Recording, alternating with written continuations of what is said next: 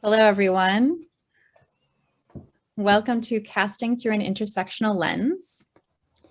First, on behalf of FAVA and the Edmonton Arts Council, I would like to acknowledge the traditional land on which Edmonton, Amiswa-Chiwaska-Higan sits, the territory of the Treaty 6 First Nations, and the homelands of the Métis people. We would like to recognize and thank the diverse Indigenous peoples whose ancestors' footsteps have marked this territory for centuries, such as Nehewa Cree, Dene Sulane, Nakota Sioux, Soltu, Niitsitapi Blackfoot, as well as the Métis and Inuk Inuit peoples. It is a welcoming place for all peoples who come from around the world to share Edmonton as a home. Together, we call upon all our collective honored traditions and spirits to work in building a great city for today and future generations. My name is Heather, and I will be hosting this evening. As the Director of Programming and Membership Services at FAVA, I am thrilled that the Edmonton Arts Council invited us to be a part of tonight's event. As a nonprofit arts organization that supports independent film, video, and media art creation in the Edmonton area, FAVA recognizes the crucial importance of diverse representation in film. All too often, marginalized identities such as BIPOC, LGBTQIA2S, women, and people with disabilities have been sidelined and reduced to stereotypes in popular media. This is true both globally and locally. We aim to support local creatives to create work that better represents the true diversity of our communities. I would like to introduce tonight's speaker, Andrea Beça. Andrea Beça is a non-binary filmmaker from Edmonton, Alberta, whose work has always focused on creating social change and improving representation in the industry. They are the creator of Solidarity Film Camp, a camp which introduces marginalized youth to the production side of filmmaking. And we recently had the pleasure of screening their Story Hive documentary about Solidarity Film Camp at FAVA Fest, and it won an award, which Andrea is just learning now. So congratulations, Andrea, and thank you for being here. I'm sure everyone here will have a ton of questions for you. So we're going to have a question period towards the end. So make sure to keep a note of them. And in the meantime, take it away, Andrea. Hi, thank you, Heather. Hi, everyone. Yeah, my name is Andrea. My pronouns are they, them. And I would just love to acknowledge, since I just moved, that I am now living in Vancouver, which is the unceded Coast Salish territories and home of the Squamish, the Tsleil-Waututh, and the Wasquian. This is all new to me, and I'm excited to be learning about new First Nations. And yeah, I'm a very grateful guest here. So yes, welcome on in. This is screen sharing on Zoom is new to me. So let me see if I can okay, great. I also realized when I was getting ready that I put on the exact same dress as is in my headshots. So that's a little awkward, but so just to tell you a little bit about myself, my journey through life, my through line in life, as I like to put it, has always been storytelling. So storytelling is something that I knew right away when I was 5 years old. I wanted to make movies. I wanted to be an actor. I wanted to be a director. I wanted to be a singer. I wanted to do all the things having to do with performance. And my life, I guess, very much went that way through a lot of different avenues. I started out writing from a really young age, writing novellas and short stories, and then, growing up in Edmonton, which has such a rich theater scene, I got involved in theater. I got involved in theater from a few different directions, I suppose. I started working and volunteering at a theater, and then I started writing, producing, and directing theater. At that time, it was, I was one of not very many non-male directors. And I'm happy to say that there are quite a few more now who are getting more attention, the attention that they deserve, very deeply. But yeah, it was the sort of situation where I instantly felt a lot of pushback, and I started hearing a lot of things, and just feeling very much like I didn't belong, and it was very difficult to find opportunities that fit who I was, and And that was always a really big challenge. So I kind of started pushing up against that right away with everything that I did, and writing a lot of, you know, pretty strongly feminist work and producing it.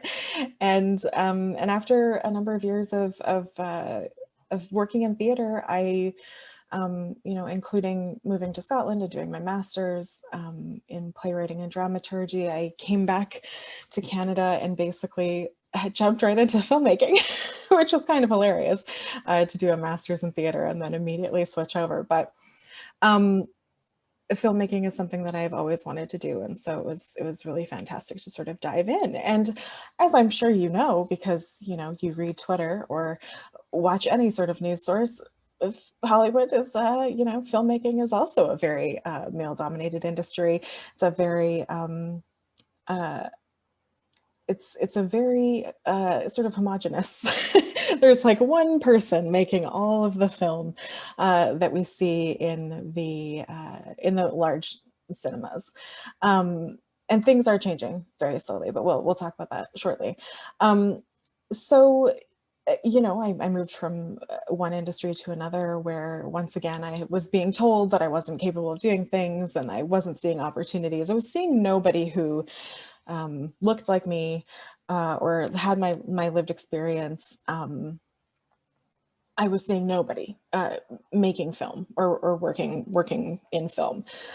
And so I, you know, I kind of dived in on my own and slowly started trying to find other folks who share some of the intersections that I occupy.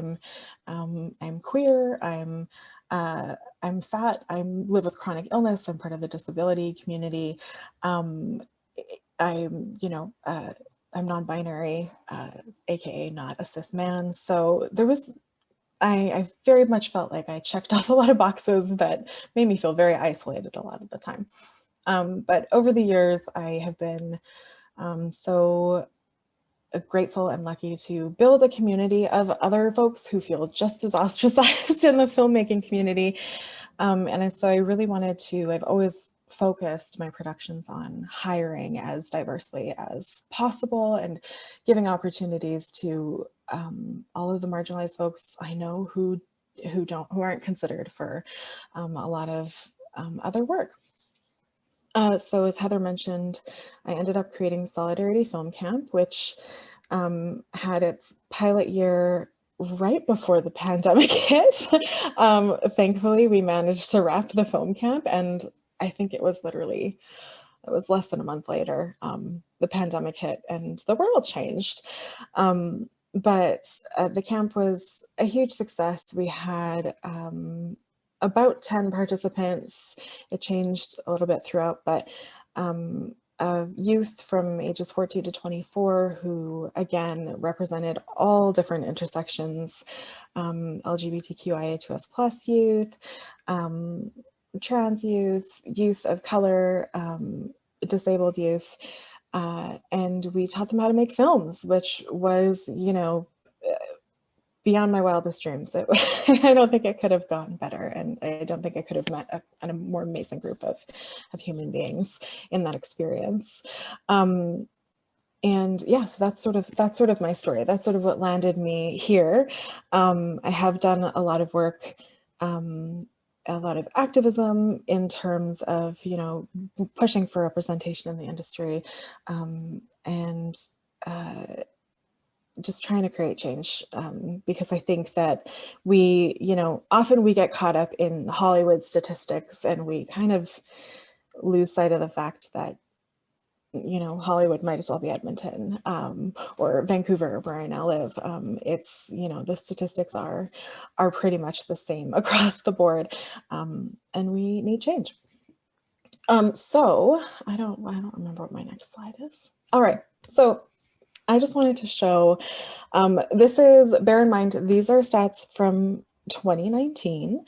So we will see stats from the Oscars, which I can address afterwards. But just to give you an idea, and these statistics are film centric, but I just wanted to sort of address what we're working with, sort of the status quo of representation.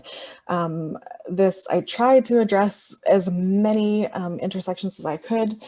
This is the opening credits of the documentary Solidarity Film Camp. So I just wanted to hit play. Hopefully it works. I've never embedded a video on a PowerPoint. And hopefully there's some audio.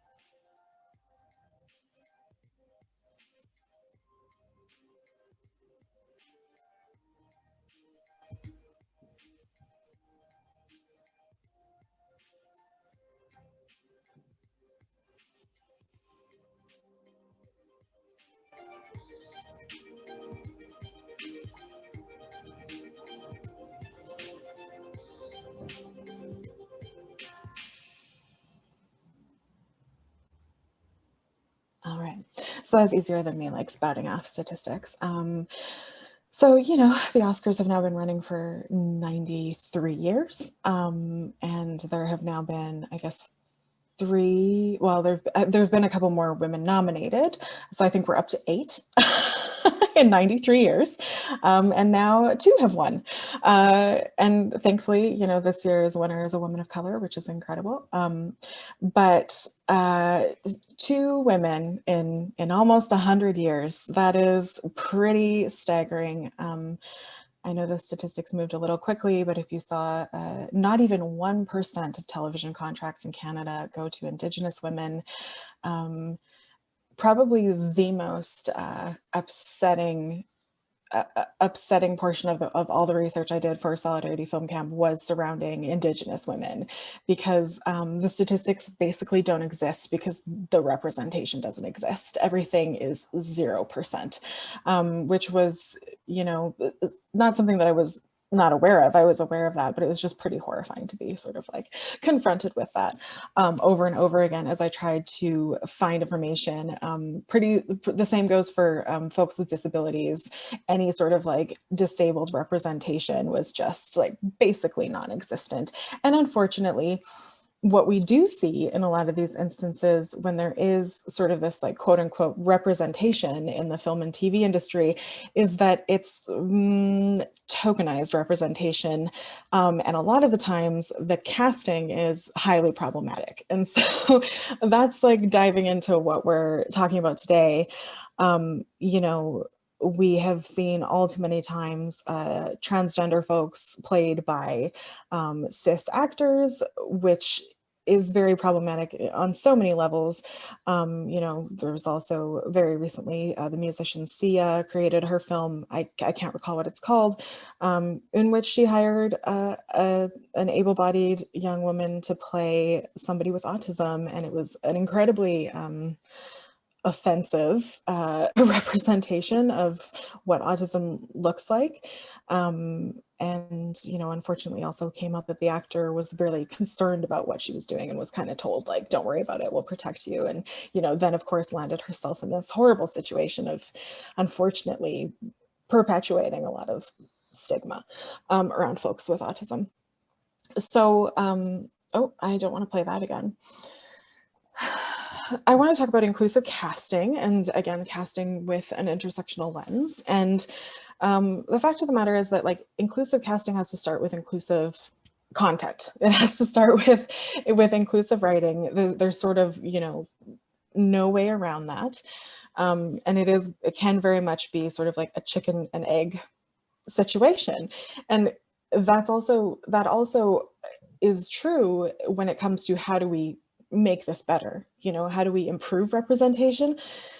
It can feel really tricky because it's like, you know, to improve representation, we need intersectionality. We need diversity in every part of the process, you know, not just in the writing, not just on camera, but behind the scenes, in the producer seats and in the director seat.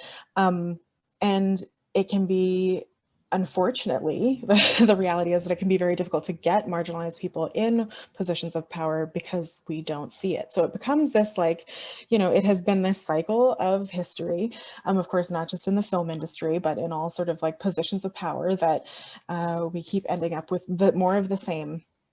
And, you know, if you can never see yourself represented on screen, you will not believe that you are capable of being what you want to be and who you want to be.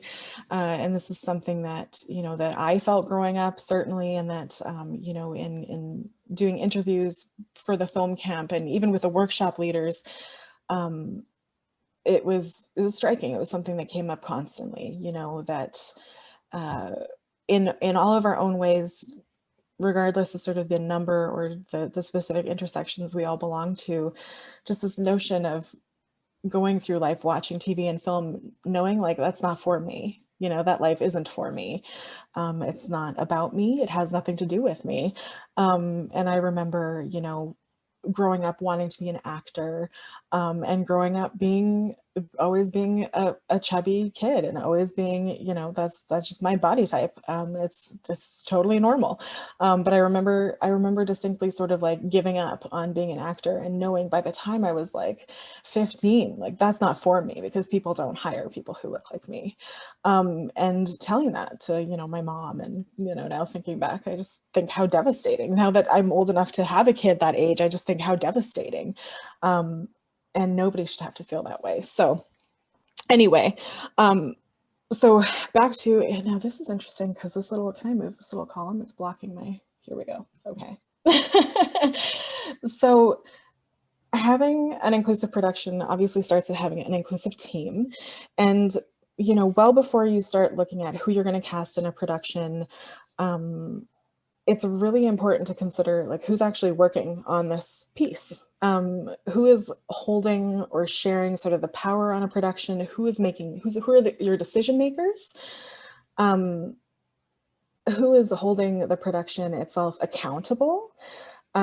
If, you know, you have an all white, all cis, all able-bodied production crew and like, you know, writer, director, producer, etc., chances are no one's going to notice that something might be harmful, that something might be, you know, something in the script might be perpetuating racism or ableism or fat phobia or, you know, a stigma of mental illness. Like if you don't know, then you don't know. And while we should all be, you know, educating ourselves on these things, there's also things that you can't know without lived experience of something. So so it's really important to have a diverse crew, if you're, you know, always, but also when you are perhaps writing about something specific, to have people who have that lived experience involved in the production, in one or hopefully many ways. So yeah, also thinking about who wrote the script or screenplay. Let me see what's on the next slide here. Oh my God, I'm gonna have to keep moving this thing. Okay, here we go. Oh, I can put it on top. Wow, okay. I don't do Zoom a lot, sorry everyone. Yeah, so, you know, as a writer or a producer, we need to be very cautious about writing experience we don't live. You know, it is certainly wonderful to want to include, you know, perhaps you want to write a story about a marginalized person. It's amazing to want to tell those stories. However, if you don't have that lived experience, and you're not working with proper like consultation and guidance, that can be a very, very dangerous and slippery slope. So it's something to think about. One of the things that sort of in all the years that I've been working with teaching writing or screenwriting, producing, that sort of thing, I think one of the most important things you can ask yourself when you're starting any sort of production, whether it's a film, a play, even writing a book, is why this story? Why now? And why am I the person who needs to tell this story? I hear a lot, something that I've heard a lot in being asked to, co-produce or direct pieces is, this is it's a universal story. It's important to everyone. Anyone could tell my story that I want to produce. And I think that if you feel like anybody could tell the story that you want to tell because it's that universal, I would argue that nobody should be telling it. You need to have connection. The point of a strong story is to connect and to move people. And if it's not important to you, if you are not the person who needs to tell the story because of who you are, where you are, what the time you're living in, it's something to think about. And, one of the perhaps most difficult aspects of doing anything inclusively is that sometimes being inclusive about something means stepping aside. And sometimes it means giving the work to somebody else. And that is perhaps difficult, but absolutely crucial. So it's also important to know when you're not the person to tell a story and when you need to find somebody who can and wants to tell that story, and then help them in any way that you can. So in preparing to cast your production, once you've got your piece ready to go, doing a breakdown of your characters is really, really important. And considering all intersections. Think about your main and your secondary characters.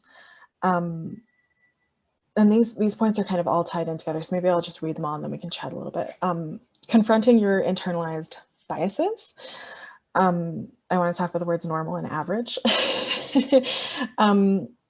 Think about, because if you're picking up a script or screenplay to produce, there might be character breakdowns at the beginning of it. Of course, it's super common in theater. It is common in film too, but it's a little bit differently done. But look at what's stated on the script. If there is, something about a character, think about whether that's set in stone, what's actually necessary. Focusing on not tokenizing and not forcing a political statement, which I'll say more about in just a second. So when you're looking at your characters, something that I feel, and that is something that I've heard from many people, especially actors who are preparing for auditions, is, we read all these character breakdowns and they all kind of sound the same. It's like, Lisa is a young woman in her 20s. She's fit and athletic and, this, that, and the other. And it's like, wait, what? Like, why is everybody athletically built? What does that even mean? Because, based on your sport, people look very different. And there's also a lot of this sort of average guy or average girl. But those words are so loaded because you might mean well saying, oh, they're an everyday person. But unfortunately, what popular media has taught us is that average is, a GQ model. Or like a Sports Illustrated model. Like, that's what we're supposed to take as average. Whereas, all marginalized people are also normal people. They all live normal lives, and it might not look like your normal life, but what is normal? And so we really need to be cautious of that. And I do know I have a lot of like BIPOC friends who, they're not included in the average person because the average person is white. And, when it comes to people of different like body types or who might use like mobility aids, they're not considered average. So these are, we have to confront our internalized biases. So as you're reading a script, when it says a doctor comes into the waiting room and calls, John into their appointment, who did you just picture? Did you just picture a white man? Who are you defaulting to? And become aware of that. You know, something that Gina Davis has, the Gina Davis Institute. I'm not sure if everyone's familiar with it, but it's basically an institute for women in film, and it's slowly expanding. There's a lot of like queer talk about like queer representation, about BIPOC representation, and something that she kind of started pushing really early on is that, you know, take all of your like secondary characters and make them all women. I don't care like who they are, whether they're, you know, a police officer or a postal worker or a doctor or whoever they are, make them a woman. And right away you have drastically changed you know, the representation in your film, because so often we default living in, you know, sort of a cis white patriarchal society to like a white man being a lawyer instead of a woman. Why not a woman of color? And why not, you know, a woman of color who uses a cane to walk? Why not, right? So it's really important to consider all of those things. But it's also really important to not tokenize. So, you know, we want to really make sure in casting that you're not like kind of telling yourself like, I have to include a Black person in this script. So I am going to, you know, put my token Black person in, and they're going to, you know, just fulfill a bunch of stereotypes. Or I'm going to put my token gay person in. They're going to be a cis white gay man. They're going to be super flamboyant. And all they're going to talk about is being gay. There's, you know, why do these things need to be front and center? Why can't we just be? Because everyone else can just be. So it's just something really important to consider. And that's really what I do mean when I talk about sort of not forcing a political statement. One thing that I have heard from a lot of fellow like white folks is that there's sort of this trepidation about doing representation wrong. And, you know, I understand. Don't get me wrong. I totally understand that. But I think that you know, really goes hand in hand with not writing an experience that you don't live, and remembering that like, what does the world around you look like? If everyone around you in your life is like cis, het, and white, then, you know, do some digging. That's an issue. But just walk around and consider that, you know, just because you're putting a queer person in your play or in your film doesn't mean that you have to make it all about being queer. Queer people, we just exist as well. We just like have lives. Probably, you know, a ton of queer people and you don't even know it. So it doesn't have to be a political statement about queerness. It doesn't have to be a political statement about disability. If that's not something that you live, that you're wanting to address with your film, like you can just have a variety of actors in your piece, and there's nothing wrong with that.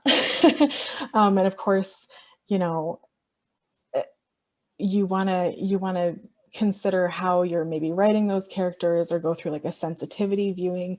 But if they're folks who are living life and they're, you know, working somewhere, if they're just like, maybe they're the lead in your film and they just happen to be disabled, that's amazing. Hire a disabled actor and go for it. It doesn't have to be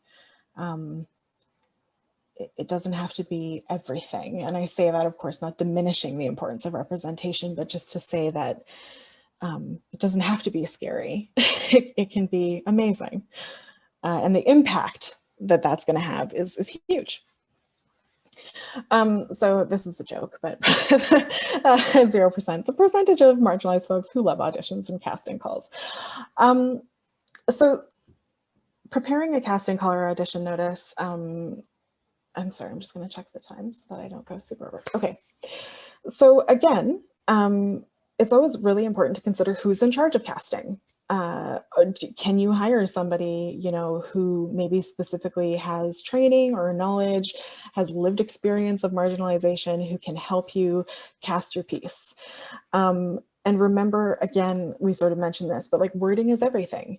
Consider how you describe your characters, and really consider like what is absolutely necessary to your character. Do you know what I mean? Like maybe it's necessary that your character is bilingual, because there's, you know, the person in the film or the play that you're doing, they're also a Spanish speaker or something like that.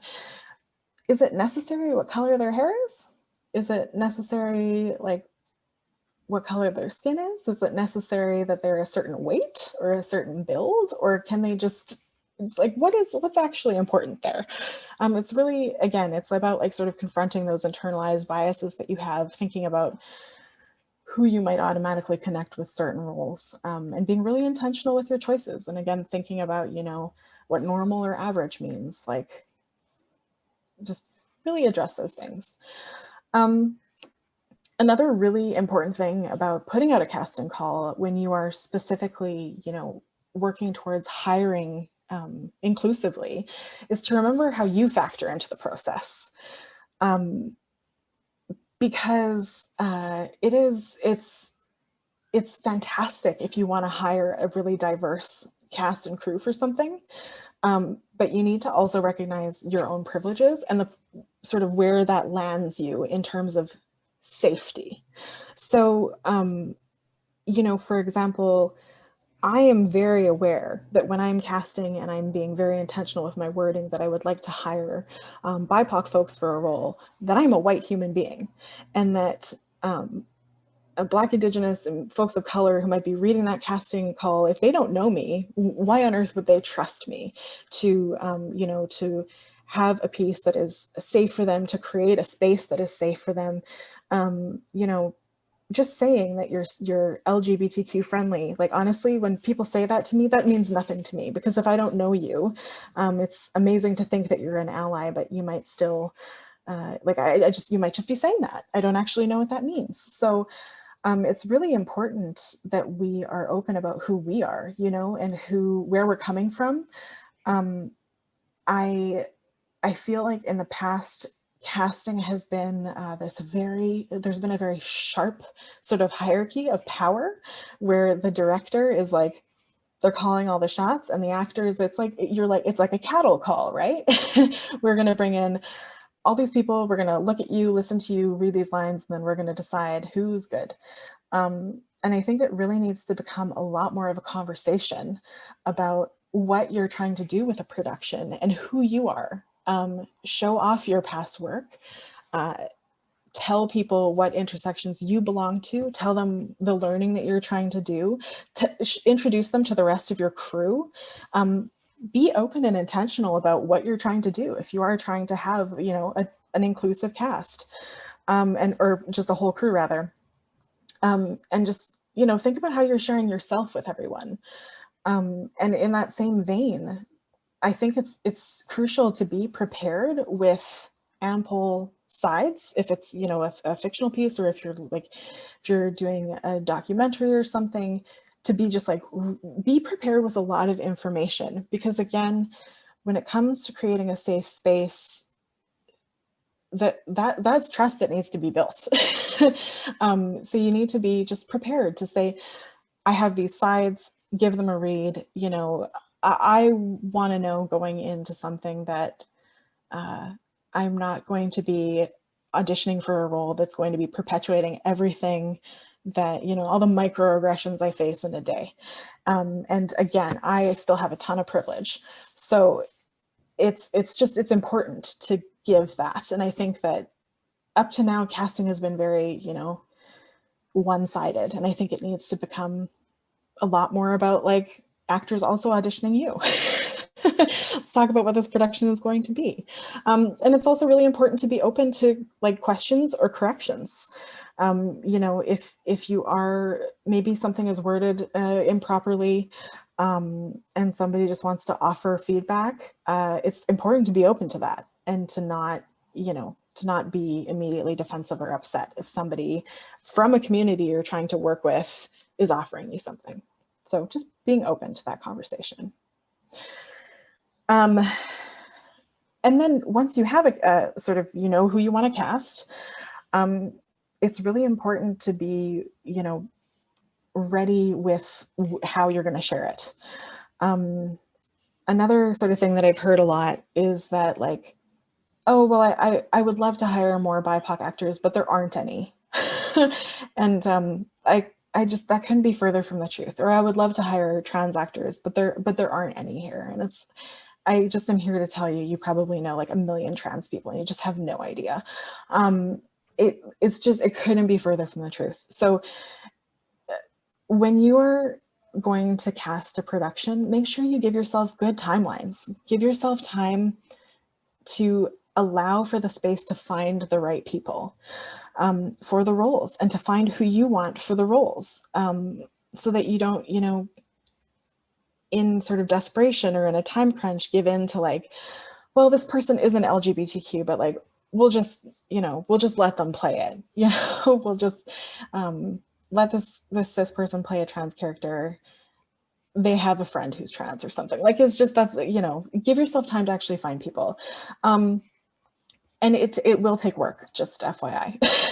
Because again, anyone marginalized has spent their whole life being excluded. So, if you just throw a general call out into the world and expect that you're going to find the marginalized folks that you are looking for, it's going to take more effort than that. Look into, various organizations, and consider the accessibility of the audition call. Like, are you willing to accept video submissions so that folks from other cities might be able to audition if they're willing to come in, or if that's a possibility for your specific production? Are you willing to accept video submissions for people who might not feel safe coming in for whatever reason, or who might not have the space might not be accessible for them for whatever reason? It's important to consider all aspects and to be like open about what you're doing and who you're looking for. And don't be afraid to say like, I want to hire BIPOC actors. That's amazing.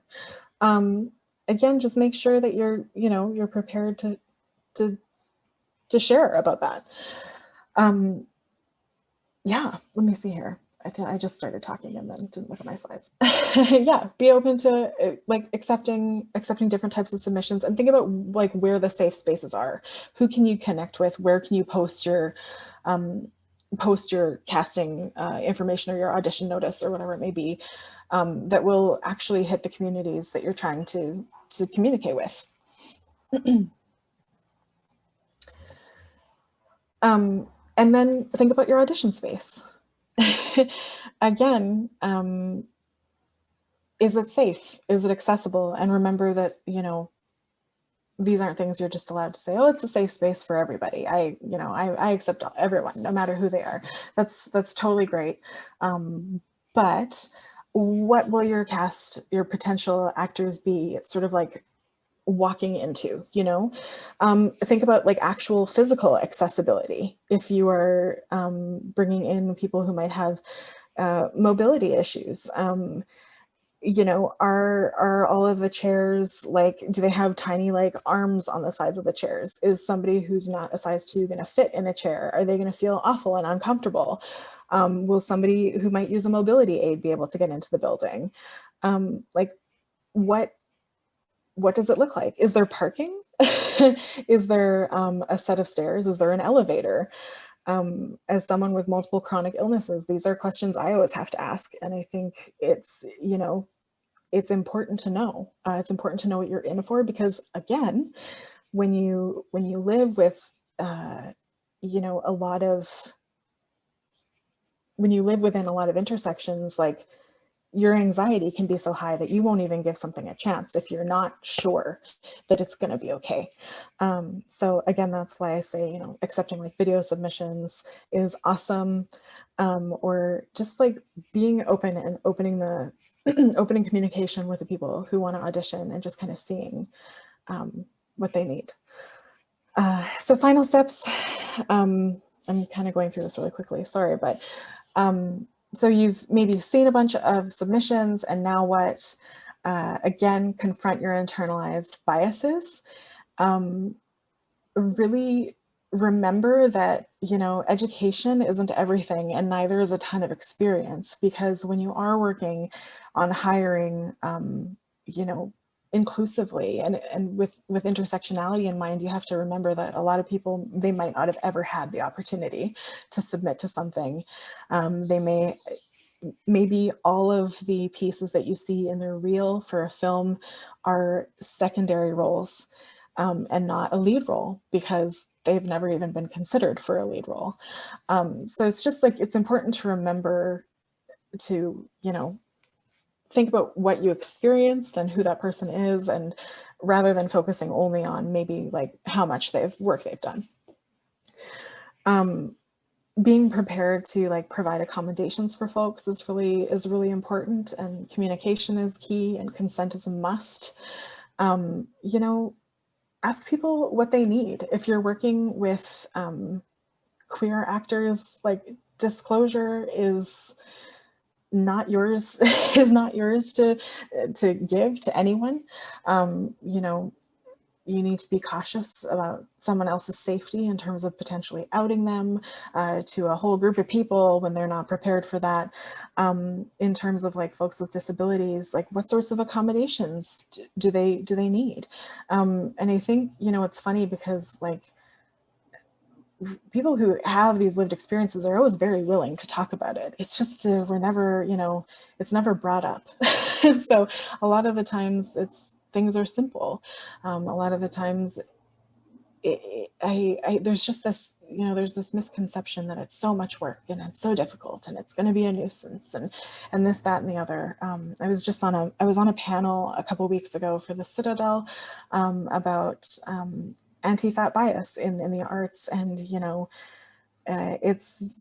you might never consider it if you're straight size, but like the process of getting costuming for something can be horrific if you're a fat person. The sounds people make, the hms and hahs about like your measurements, or, you know, being told to just go out and find this piece of clothing when you have 2 stores you're allowed to shop at. So like, just ask about those things, ask what people need, because it really isn't that much work. And it's just, you could change somebody's life. And consider the bigger picture. So as you're sort of pulling together your cast, think about like, what does your whole cast look like? Does it look like the world around you? Does it look, you know, diverse and wonderful and different? Is it feeling maybe too much of one thing? And you know, again, I know something that I've heard from so many friends and BIPOC actors are like, oh, we would have cast you, except like it's a family, and like this person is white, or like the kid we hired is white. And it's, you know, again, it's really important to confront things like that. That's not what families look like nowadays. It's 2021. There's no end to the variety of what the word family means and how family can look. And so, you know, it's again about sort of confronting that within yourself, and thinking about what your own preconceived notions are, and whether something could be amazing if you opened up to the possibility of something different. And ultimately, when you have a finished project, how much of an impact it can make. You know, I guess it's one of those things that you just can't know unless you feel it. But like, there's absolutely nothing like feeling seen, even if it just happens once, even if it's a totally different like context from your own. I mean, I will honestly never forget watching Schitt's Creek for the first time, and the episode where it's revealed that David is pansexual. I'm pansexual. I've literally never heard that word in film or TV. And so when he came out, and then when it was just handled so beautifully, it wasn't like a big deal, and his parents didn't care, and you know, it was just kind of like, oh yeah, that's like David, he's pansexual, he dates everyone, and they like, you know, made great fun of it, not in a like nasty way, but just like out of love. And that, like, I was bawling. Like, that might seem like nothing, but moments like that are just so incredibly impactful when you're not used to, you know, feeling seen by something. And then it makes you realize that you can be in the world. I think that's my last slide. So I went through that pretty quickly, but yeah, let's chat. Thank you, Andrea. I'm just waiting for my face to pop up on the screen. I'm sure David's working on it. Oh, there we are. So yeah, I mean, you actually answered some questions that I had to start out with. I'm going to get the ball rolling and ask some questions, and then if people have questions they want to drop in the chat, then we can kind of read them as they come up as well.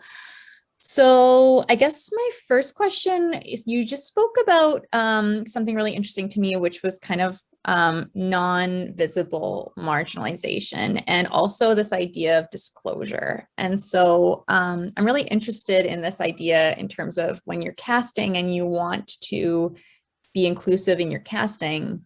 And sometimes we don't know what people, you know, and maybe people aren't comfortable disclosing things like disabilities that aren't visible. Sorry, just dropping my pen. Or you know, their gender identity, a variety of things like that. So I guess, how would you approach that situation in terms of making sure those people feel welcome to apply and that they will be considered without forcing that kind of disclosure? For sure. I mean, bear in mind, I can only kind of speak to like my own experience, but I think that if someone is not comfortable disclosing something about themselves, chances are they won't put themselves out there. And that probably means they're not ready for for something like that, you know, in general. You know, it's like, for example, if I weren't like comfortably like out as a queer person, well, I wouldn't sign up for an audition to play a queer person, because that wouldn't be safe for me. So I think on that level, that really becomes sort of about like the safety of the individual and them deciding for themselves what they feel safe doing. But there is also, I would say, there is also a level of, I'm trying to think of how to phrase it, sort of a level of like mutual trust that needs to happen, so that you aren't gatekeeping. So I can definitely use the film camp as an example. Part of the application process for the film camp included sort of a section where anyone applying could self-identify, like to check off sort of what intersections they belong to as an applicant, because of course I couldn't, like, I didn't know them. They were just brand new people. And you know, for example, there are a couple of youth who ended up involved in the camp who had checked off that they were disabled, and they weren't visibly disabled. And unfortunately, like, it's difficult. That's something that gets gate kept a lot, where people will be like, well, you look fine to me. I mean, I've even heard that as someone with, like, you know, who was born with a chronic like joint disorder. I've been denied the use of elevators because I look fine. It's extra wonderful because I'm also a fat person. And so I've been told to get exercise when I can barely walk because I'm in so much pain. So, you know, those things are gate kept a lot. So it's really important, like, if somebody is self-identifying and they're saying, I am a disabled person, I believe them. I'm not going to question them or ask them like, well, what's wrong with you or anything like that. The same way if somebody checks off that they're LGBTQIA2S+, I'm not going to ask them what kind of queer they are. They're, you know, they're coming to me with that, like they're proudly, like, you know, wearing that label. And perhaps as our relationship goes on, they will want to open up to me. And, you know, and I did have youth open up and tell me like, well, I'm neurodivergent, like I have autism, and you know, I have this and that. I'm like, oh, cool, you know, and that's great, because it's like, I'm so happy that they would trust me with that information. But it's not for me to say, right, in terms of like casting or selecting people who applied for something. So there's definitely like that element of it as well. I think that like it very much depends on the context too. For example, if you were hiring, if you're producing a show where there's like where your lead is a trans person, then you know people who apply for that are probably, chances are, they'd be very open about the fact that they're trans and they want to portray a trans person. So it's, you know, it's one of those things where you sort of allow people to choose their level of safety, and they will come to you, and then it's important to allow them to come to you, I suppose, and allow them to disclose what they feel safe disclosing, and then to ensure that you're not doing that on their behalf to anyone else. Awesome. I'm gonna ask maybe if we stop sharing screen, then we can be bigger on the screen. How do I stop sharing the screen? Do I just hit? There should be like a little button that says, oh, stop share. I found it. There you go. So I had another question. Basically, you know, I really like this idea, taking this Gina Davis Institute and applying it to all different identities and kind of saying like, take all of these characters in your script, and not just even secondary characters, but, you know, if kind of figuring out what is essential to these characters, and otherwise saying, okay, does it have to be a certain gender? Does it have to be like, could this person be a trans person? And then being open to hiring in that way. But I do wonder about accidentally perpetuating stereotypes in that way. You know, like we think about certain tropes that have traditionally been attached to trans representation. And so I guess I'm wondering what your thoughts are about, you know, if when you go through that process and you say you make every position or every role in the script, you know, all identities considered, how do you navigate that in terms of making sure you don't accidentally, by virtue of, you know, maybe you have this character who dies in the script, and what does it suddenly say if that person is coming from a certain identity? For sure. Yeah. And I mean, that's really where sort of I was talking about, like, you know, making sure that you have the proper like consultation happening and guidance. That's where it would be really important to have like a sensitivity read, or and after the fact, if it's a film, for example, like a sensitivity screenings, to make sure that there isn't something accidentally, you know, that maybe you didn't think of, and then there's a line where someone might be like, oh, that was a word choice or something that might be harmful to a specific community. And I would say that if you are if you do end up like casting somebody who does belong to a specific intersection, it's also really important to consult with them. Like they could be your greatest resource in terms of allowing them in to, you know, read the script, to take a look at it. That, I mean, that should be something that they're allowed to do before accepting a role, is to take a look at it. And, you know, if you hopefully have sort of had that open communication, that they would feel safe kind of telling you like, can we talk about this scene, or like, can we talk about like maybe some word choices or a contextual choice or circumstance that might seem, you know, might strike them as something that could potentially, you know, give off the wrong notion or perpetuate a stereotype. Then that, yeah, that's where you really do need to sort of bring in other people. And, you know, it's like, it's one of those things where the more diverse your crew is, the less likely those sorts of situations are to happen. Because if you have, if you've got a really diverse crew and you're doing your first read through, you'll probably, you know, or even if you're just trying to hire people and you're like, hey, here's the script that I want to produce. Do you want to like co-produce it? Do you want to direct it? Do you want to write the score or whatever? You're more likely to have that feedback from the get-go, and not run into, you know, a an uncomfortable situation or that sort of thing. So yeah, it's tough because I feel like the whole process is sort of intermingled, like it really is this, like it is this circle that needs to be all inclusive.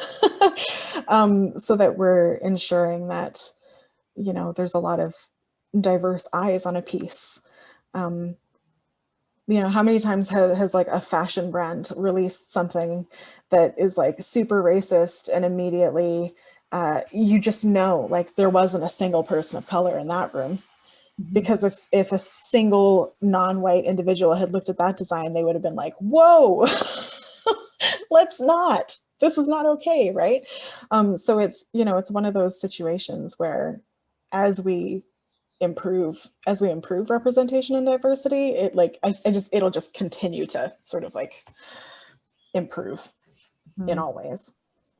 Yeah, I mean, especially with the communities that we have locally too, it's like there's, it's not like this is a room full of casting directors who are divorced from the rest of the process. The people who are attending this workshop are going to be involved in various levels of the creative process from start to finish. Exactly. Do we have any questions? We have a small enough group that I think people could probably just raise their hand. Do we have that option here? Or put something in the chat?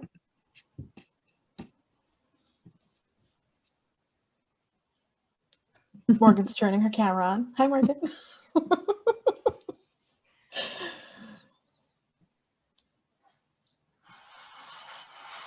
I just wanted to jump on that past comment, if that's okay. I'm not sure if that's the structure of this workshop. Is that workable?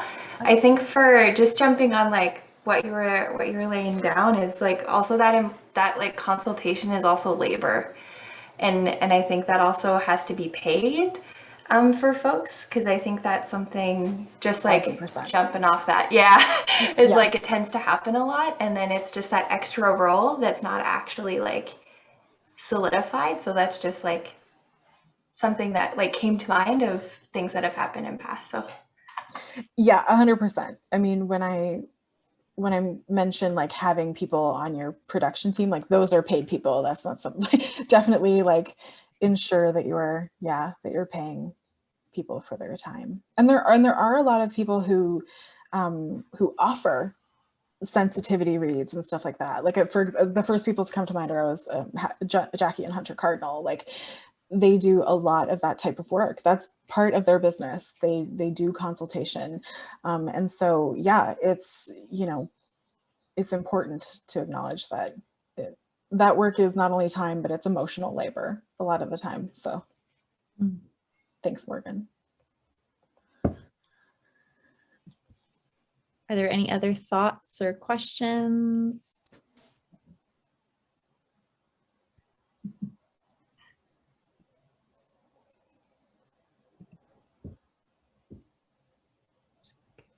I like her all smiling, just smiling into the camera.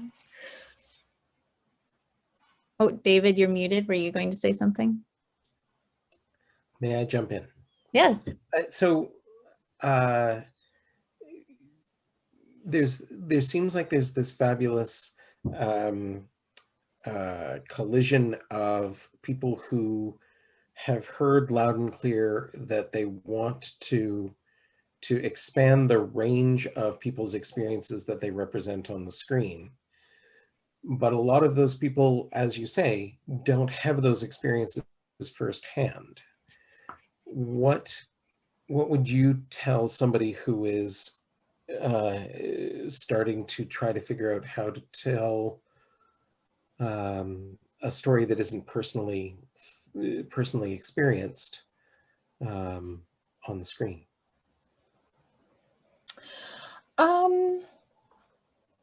My answer might not sound great. I kind of think if you are going to, for example, direct a piece, that you should be personally connected to it.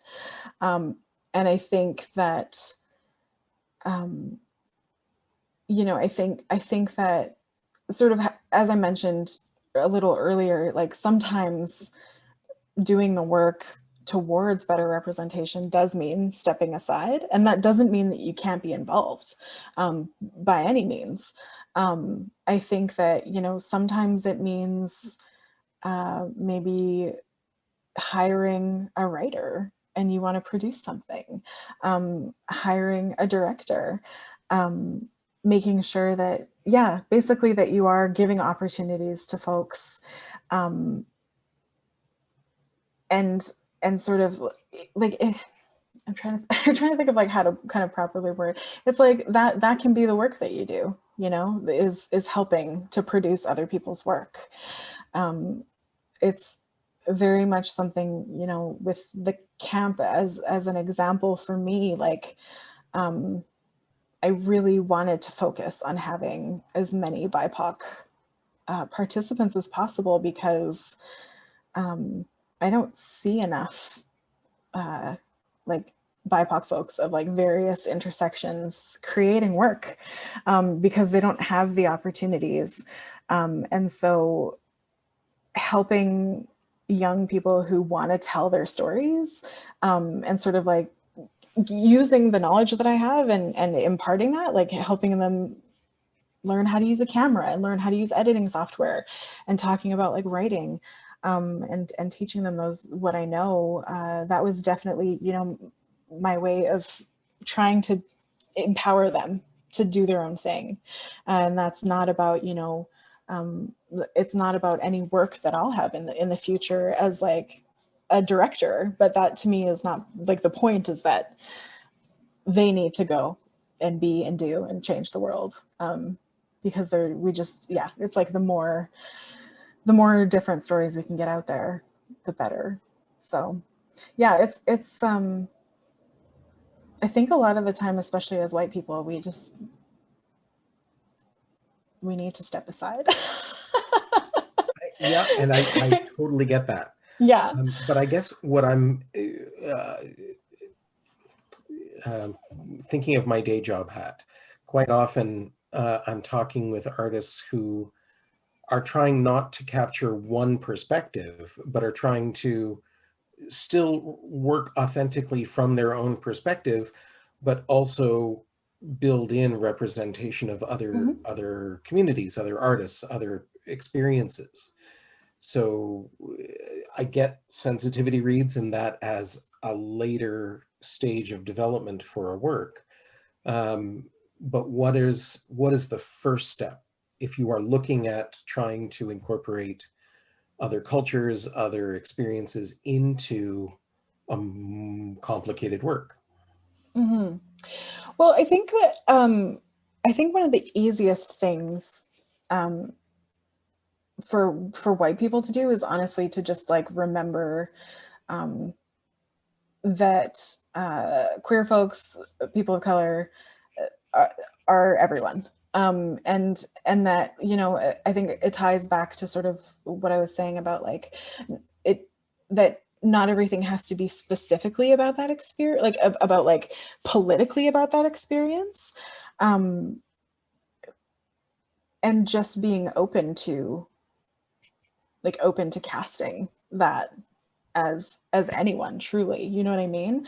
And yeah, it does take some work, and it does take some work to be open and intentional about that. And it might take time to build trust with various communities as well. Because again, it's like, you know, it's one of those situations where, like I was saying, like as a white person, I don't just expect BIPOC folks to be like, oh, some white person's putting on a show and they want to hire BIPOC people. Like, I don't just expect them to like trust me or feel safe with me. I'm very aware that I represent a lot of unsafe things. And so it's really just about like, I think having that, like being aware of that, and you know, making sure that you're being really open and honest about what you're trying to do. And again, just being generous with information and with scripts, and yeah, and being, you know, it's okay to not be making a political statement with something. Like I made a horror film a number of years ago, and I just really, it was under sort of like a women directors initiative, and I wanted to be as sort of inclusive as I could with it. And so I set out to cast a BIPOC actor as the lead. And it, you know, the film is very much not about her cultural heritage. She's just like literally just like an everyday person. She's a young woman who happens to land in a really scary situation where she's being stalked. And, you know, and she also has a boyfriend who's a person of color. And again, it's not, it wasn't about, it had nothing to do with the fact that her boyfriend was Black. He just happened to be her boyfriend. And that, you know, I obviously cannot speak to like a BIPOC experience, but like, for example, as a queer person, like nothing makes me happier than when I watch something and there's a character who just happens to be queer. You know, like they're like the friend of a character and like their partner comes to something and you're like, oh my God, what? Oh, that's amazing. And they're not talking about it. And it's funny because that was like a really big, that was a really big thing at the film camp. A lot of the youth were like, I want to write a rom-com that's queer, but it's not about being queer. And I was like, yeah, like 100%. Just have a rom-com that just happens to be about like, you know, a lesbian relationship, but it's not all about coming out or all about like being a lesbian. These characters happen to be lesbian. That is honestly can be so impactful as well. And so I think that is kind of the first step, is to just sort of erase the notions of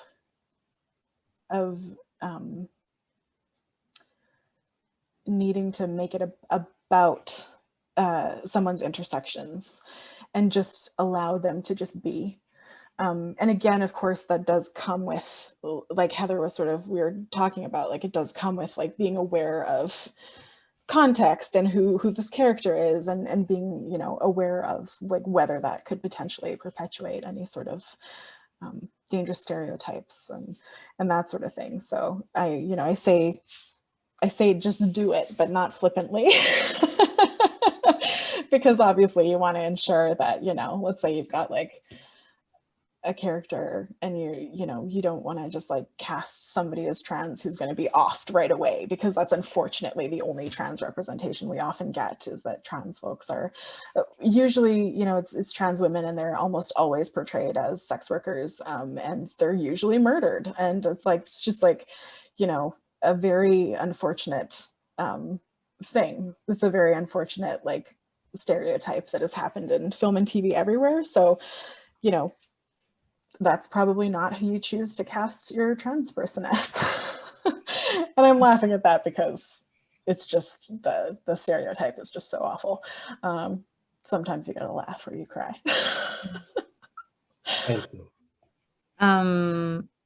So yeah, I just love the idea of I'm not much of a writer myself, but just the idea of writing characters without even putting gender on them. So like, you know, this idea of writing a couple that is somehow in your story, and you don't need to even decide what the gender of both participants in that couple are until you've cast, you know, in that casting process.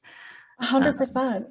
Yeah. The last screenplay I wrote, like I'm currently working on it, but like I made a point of not assigning gender to anybody, and just tried to use like all sort of, you know, gender neutral names, and basically they have ages and you know, occupations if they're important to the story itself. But yeah, it is really interesting when you sort of confront that within yourself and go, does it actually matter?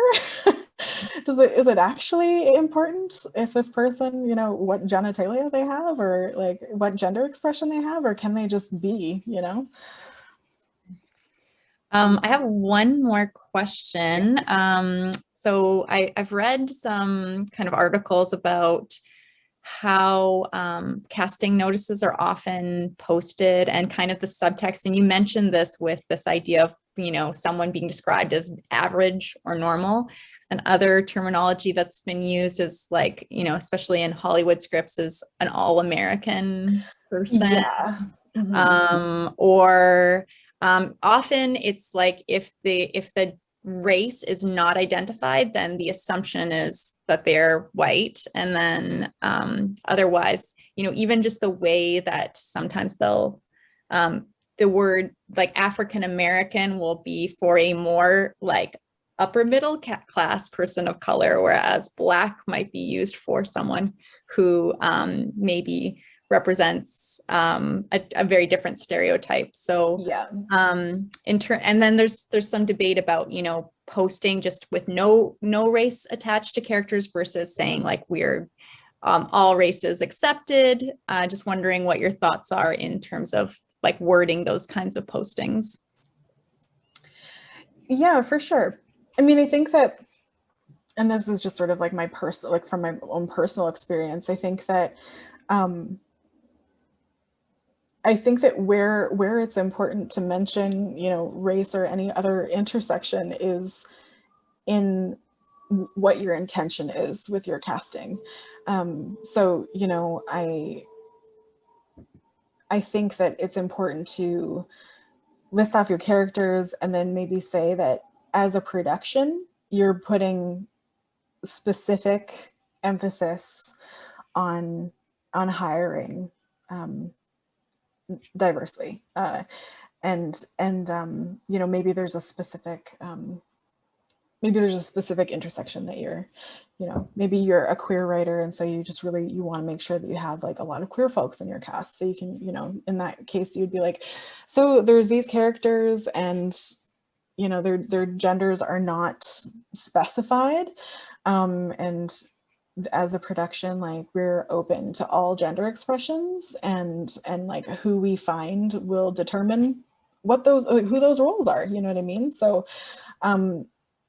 yeah, I think it's one of those things where you need to be cautious that you're not falling into like an all lives matter situation, because that's not what it is, obviously, and that you are being intentional. And again, it's just like being like, be really open about it. Like say that you are giving priority to BIPOC folks, to queer folks, to disabled folks, because you're interested in giving roles to people who have less opportunity, and that you want your production to reflect the world around us.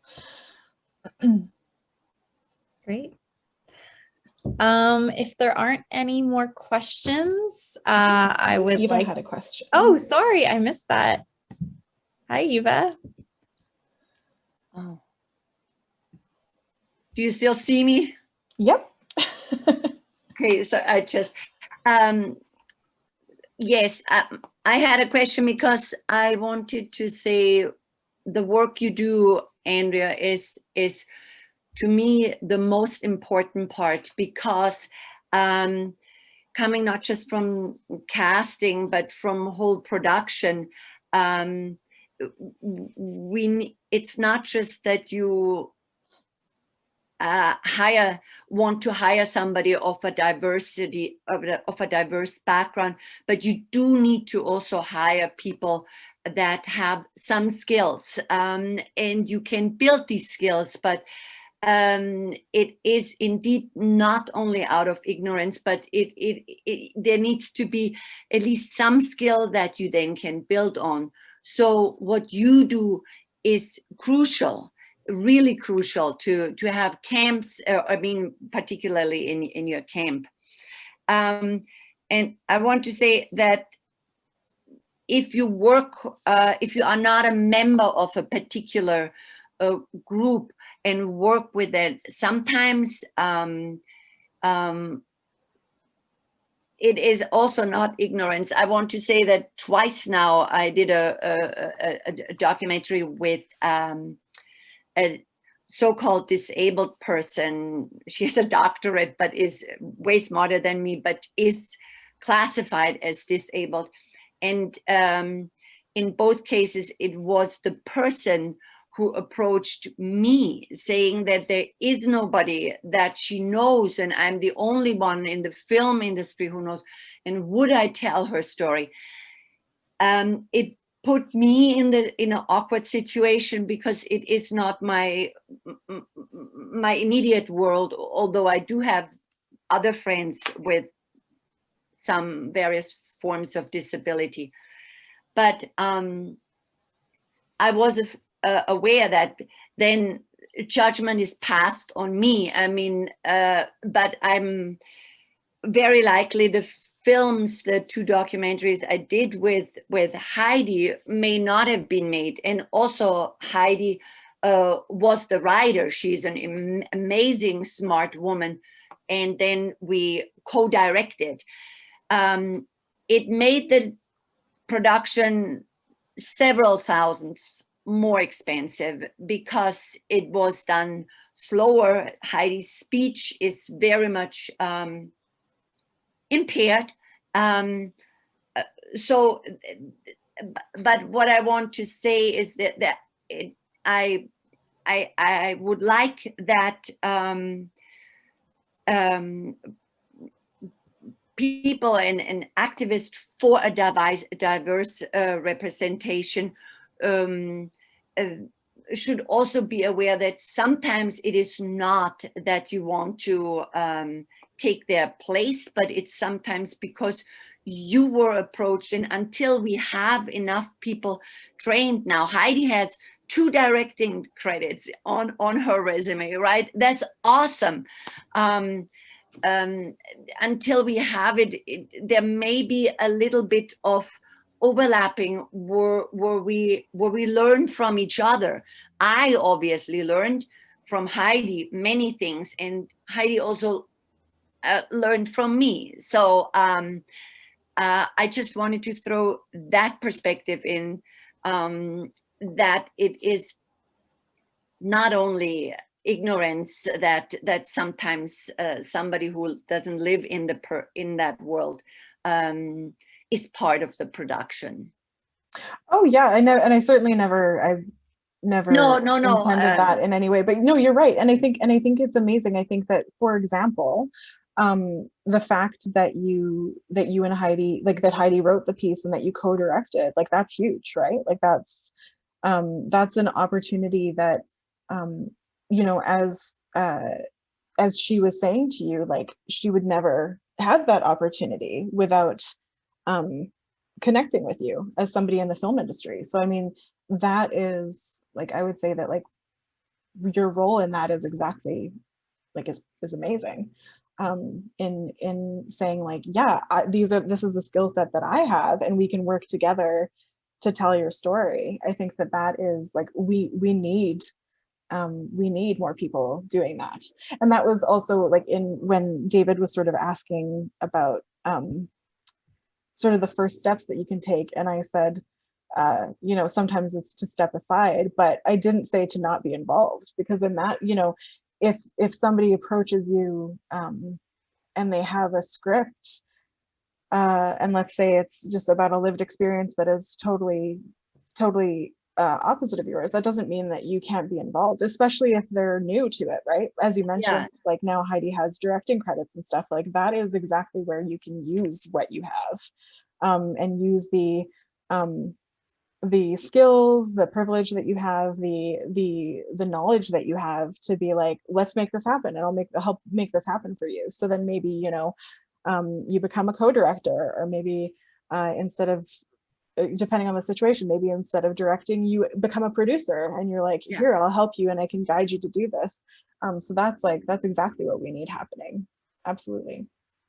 I want to add to that, because I have, as an insider at FAVA, I do remember when you screened that film, the last film with Heidi, Eva, you reached out to me and you wanted to make sure that people knew that this was Heidi's film. And I think that that's a really important aspect of it as well, because obviously, Eva, you're really known to us, and it could be very easily, we could have just kind of attributed this to you. So yeah, I think that was, you know, as someone who is able-bodied and like can't speak from experience, like from my perspective, I think that's part of the role that you play, is making sure that Heidi was highlighted as like the creative behind the film. Yeah, well, I'm really happy to hear that, Andrea, because I think it doesn't help either community if we make it that by the book. And you might know, now I was approached again by somebody I know from young age on, who wants to work with me, and because I'm kind of like her auntie, wants to tell me a story, but I'm not belonging to that group. And I find myself, again, I don't want to, this is not my community, but I'm the person who that subject trusts and would not tell it somebody else. So it's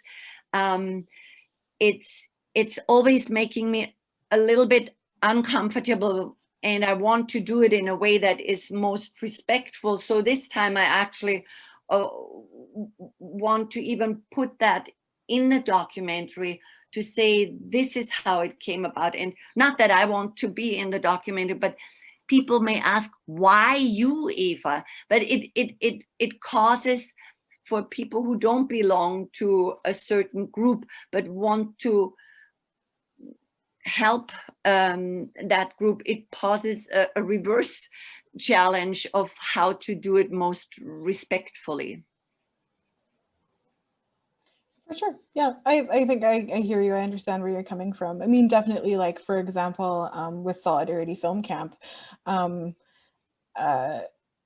I was very aware with putting on the camp that, like, the first year it happened, it was going to be thought of as like my camp, and that as the person putting it on, that I'm a white person, and that I was, you know, working to bring in as many BIPOC participants as possible, and so, you know, it's also a situation where, you know, it's similar to what you said. Like, I knew that this was a way that I could help representation, but I'm also aware of, like, my own privileges and the communities that I don't belong to, and so that, like, in the camp, that was something that I was really specific about acknowledging, like, the various privileges that I have, and also about, like, talking specifically with the BIPOC youth who were involved about, like, their experiences. And I had, like, a feedback form, and I talked to them a lot about sort of, you know,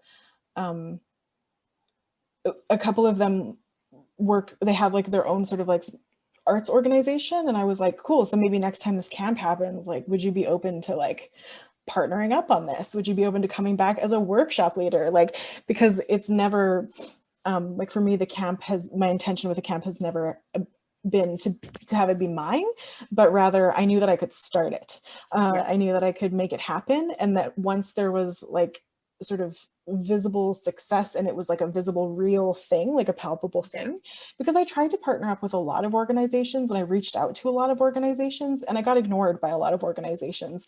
And I was, you know, honestly, going into that, I was aware that that would happen, and that was totally okay. I understand that it's like, you know, here I am reaching out to, say, like, an Indigenous organization or a different, like, BIPOC organization, being like, hey, I'm doing this thing. And it's like this very sort of vague, imagined thing.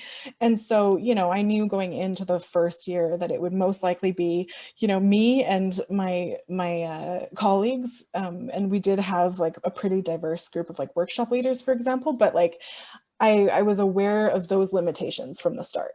And then I knew, like, you know, my hope was, if this is successful, it can grow. And the next time it happens, we can have, like, I won't be the only, like, lead of the camp. Like, it'll be me and a whole committee, so that there are people of color involved, and, like, you know, other intersections involved in the, like, creating the curriculum, and it can just sort of, like, grow from there. So yeah, I mean, it's we all have what we have, and we kind of just have to figure out how to work with that, and create change as much as we can. So yeah, thanks. Thanks, Eva. And thank you, Andrea, for having me. the discussion. Thank you to David and the Edmonton Arts Council for organizing this and making it happen. Before we go, we just want to invite everyone to turn on their cameras and mics and applaud. Oh,